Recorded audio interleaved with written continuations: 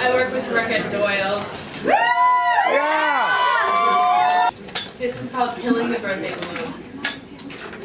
I'm not next to godliness obsessive, but I like my place to look clean, even if it isn't. What's more, I worry about the roaches coming back and about my cat snarfing up leftovers. She'll puke on your bedspread or in your shoes if she eats anything other than her chicken and rice pellets.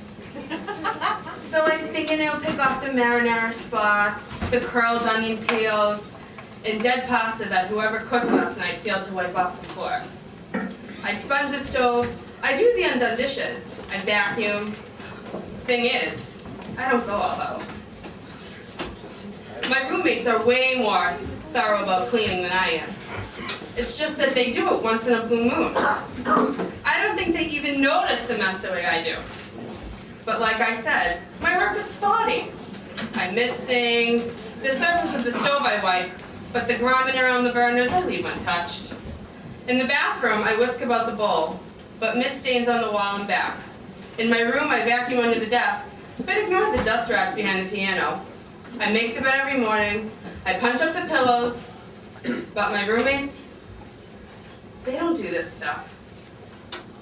On the other hand, they fuck a lot more than I do. They're roped out for, I suppose. And if I was fucking that much, maybe my room would be a wreck too. I berate myself for being an old auntie, tisk-tisking them in silent prayer that I'm setting an example. They'll see that I vacuumed the hallway, and soon they'll do it too. Right? They don't. I rationalize. Okay, Rick, this is sort of clean freak shit is a priority for you. It's not for them. It bothers you. It doesn't bother them. So it's on your ass to get the job done. What the fuck ever. Who cares when the entire planet is on the ropes and people are being slaughtered in Afghanistan? A tidy apartment is a black hat on the ass of real life.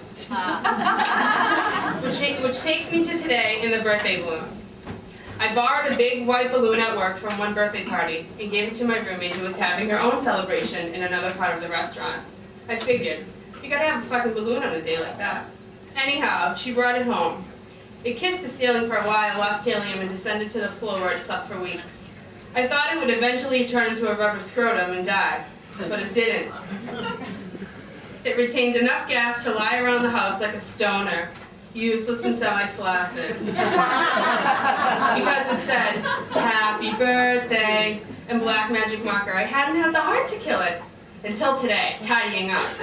There it was in the living room, under a window, staring up at me as if to say, "You got the balls to do this or what?"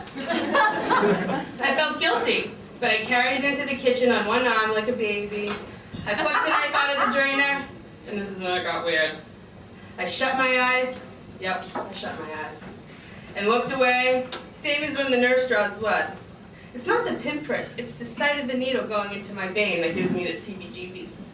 So I pinched the balloon by its scrawny tip, closed my eyes, turned my head, and snapped. Pop! It wasn't that loud.